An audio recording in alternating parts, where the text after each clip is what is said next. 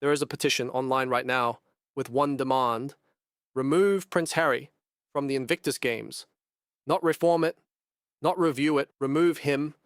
And here's the part that matters. The people signing it say they support the veterans. They say they believe in the mission. They say the man at the center has become the problem. This is not the usual noise about Harry and Meghan.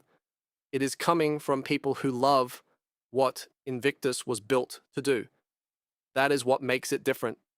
So tonight we do what this channel always does. We read the accounts, not the gossip version, the published version, because the question sitting underneath that petition is simple. It is a question about where the money lands, and the Foundation's own filings have started to answer it. Now let's talk about why this one is different. Most royal stories are about feelings. This one is about public money, Canadian money, Australian money, British money, real pounds and real dollars handed over on the promise that they reach wounded soldiers. This is also the one charity even Harry's critics used to defend. Politicians of every party stood behind it. The press that hammered him on everything else went quiet on this. Invictus was the achievement nobody wanted to touch. So when the believers start asking hard questions, you should listen, not because they hate him, because they do not. When the people who built the goodwill start pulling back, the story has changed. And the numbers are why it changed. By the end of tonight, you will understand the pattern. Other channels keep skipping. Tonight we are going through the full picture. The $63 million from Vancouver, and what $118,000 per head actually means. The Foundation's 2024 accounts, and the line that fell while everything else rose. Birmingham's sponsors and the $26 million in public money filling the gap they left, and the senior royals quietly staying away. Underneath all of it sits one question nobody at the top has answered. Let's start with what Invictus is, because the scale is the whole story. Prince Harry founded the Games in 2014. For a long time, it was his clearest, cleanest achievement. If you watched that funeral in 1997, you remember the boy walking behind his mother's coffin. That boy grew up, served 2 tours, and built something real for wounded soldiers. Invictus brought injured veterans from many nations onto one field. It changed how the public saw them. It changed how they saw themselves. That is a documented good, and it should be said plainly. The model worked partly because the royal world stood beside it, the late Queen, senior family. That presence told sponsors and governments this was serious. The most recent games ran in Vancouver and Whistler in February 2025. 543 competitors, 23 countries. On paper, a triumph of scale. The questions begin with what that scale cost. The Vancouver Games cost 63.2 million Canadian dollars. Across 543 competitors, that works out to roughly $118,000 per person. Now hold that number next to its closest cousin. The United States Warrior Games is the same idea. Wounded service members, adaptive sport, the same mission.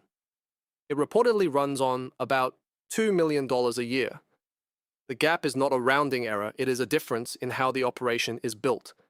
And the question is not whether Invictus does good, it is how much of each pound reaches a veteran, and how much is absorbed by the machine around him. That question stayed quiet for years. Then the Foundation filed its accounts. The British Invictus Games Foundation filed its 2024 accounts with the Charity Commission. They were filed late after the regulator granted extra time, and the numbers inside drew immediate attention. Direct grants to veterans organizations fell by 63%, from about £535,000 down to roughly £200,000 in 1 year. And here is the part the coverage keeps skipping.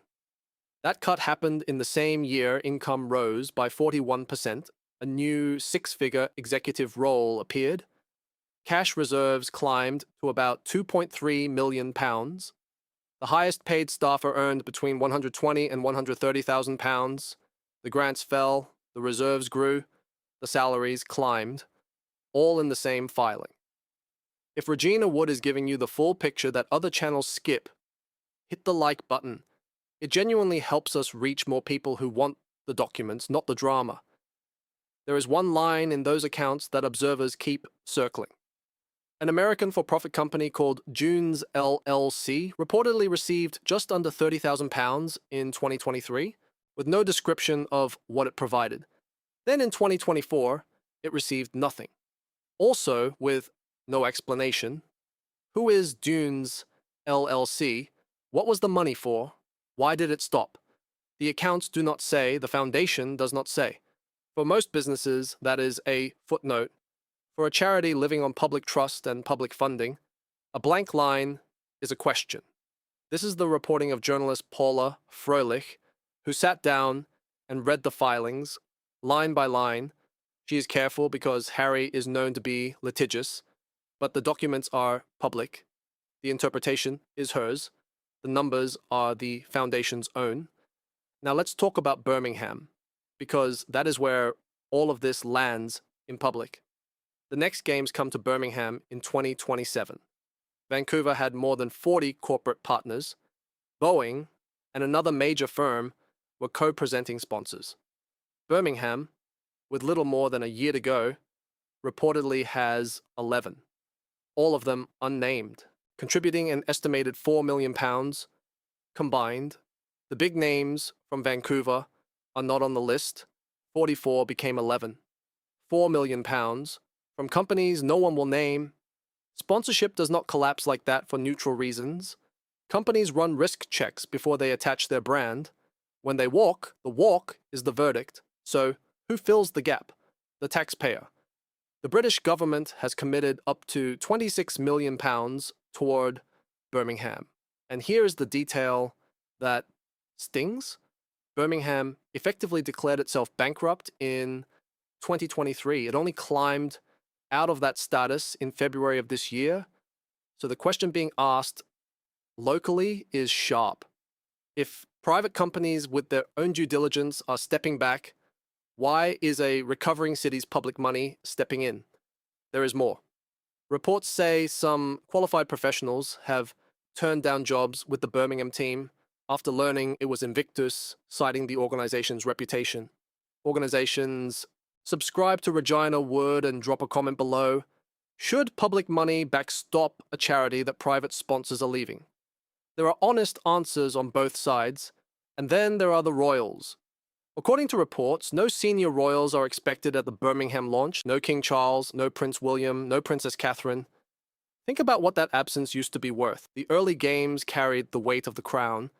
That presence was a quality signal. It told governments and donors this was endorsed, serious, safe to fund. Birmingham goes forward without it. And that is not just a family matter. It is a signal read by everyone deciding whether to stand close. What observers keep noting is the convergence. Corporate sponsors pulling back. A government questioned for stepping in. The royal family keeping its distance. 3 different sets of people with 3 different interests. No coordination between them, arriving at the same caution. One decision you can explain away. A pattern across 3 is harder. Here's the beat that stays with you. $63 million filled the arena, and the wounded paid their own way in. Reports describe many competing veterans covering their own travel, their own lodging, their own equipment. Meanwhile, the names at the top travel at a very different standard. As Rachel Maxwell, who examined the figures with Froelich, put it, that kind of money is life-changing. She asked the obvious question, would a veteran rather have had a share of that toward a new prosthetic or a wheelchair-accessible home? A charity can be loved by millions and still fail the ones it named. The foundation's answer to all of this is a single figure. It says 92% of every pound goes to charitable activities. But charitable activities is a wide phrase. Venues, broadcast, ceremonies, staff, and travel all fit inside it. The question critics ask is narrower. How much of that reaches a veteran's hands, and how much runs the show around him? Now let's bring this back to the bigger pattern, because Invictus is not the only charity in Harry's orbit under strain. He co-founded Centebal in memory of his mother. In March of 2025, its trustees resigned. Harry and his co-founder stepped down to the chair, Dr. Sophie Chandauka, then accused Harry of orchestrating bullying and harassment. Here is the receipt the loud coverage skipped. The Charity Commission investigated and reported in August. It found no evidence of bullying, but it also identified governance problems and criticized all parties for letting the fight play out in public. Then it escalated again. In April of 2026, Centerball sued Harry for defamation. A spokesman says he categorically rejects the claim. A separate organization where Harry holds a board seat, African Parks, has faced its own serious allegations that remain unresolved publicly. Each case is different, but the shape repeats. Governance disputes, public accusations, legal proceedings following the same name across separate boards. To be fair, there is a real counterargument, and it deserves a fair hearing. The Invictus model has always worked one way. Each nation funds and sends its own team. That is by design, not neglect. So the per-head figure is not money skimmed from a soldier's pocket. Much of it builds the venues, the broadcast, and the ceremony that carry the mission to the public. That reading has genuine merit. And on Centerball, the regulator did clear Harry of the bullying charge. The scrutiny aimed at his charities is heavier than what similar figures receive. All of that is partly true, but here is where it does not fully hold. The one line that is pure direct support for veterans is the line that fell 63%. In a year, income rose. That is the exact number that needed explaining. And the foundation answered with the language of mission, not a breakdown of the money. So let's go back to the petition where we started. It is still online, it still asks for one thing, and the people behind it still say they believe in what Invictus was meant to be. That is the heartbreak of it. When the believers want you gone, that is not hate, it is grief. The accounts are public, the numbers are published. The silence belongs to the foundation. Harry will be in Birmingham. The petition will not stop that, and it was never going to. The games will happen. The real question is whether, by the time he walks in, the work has been done. The work on the grant line that fell. The work on the unnamed company.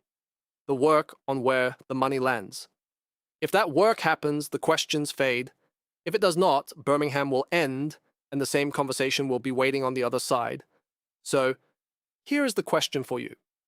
Are these accounts a charity that simply spent badly in one hard year, or a charity that has quietly drifted from the people it was built to serve? If you remember the early games, when the whole country stood behind them, tell me what changed and when you first felt it. Drop your honest take in the comments below. The debate here is sharp and worth reading. Subscribe to Regina Wood so you never miss what we read next.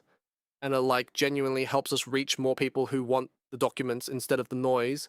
See you in the next one.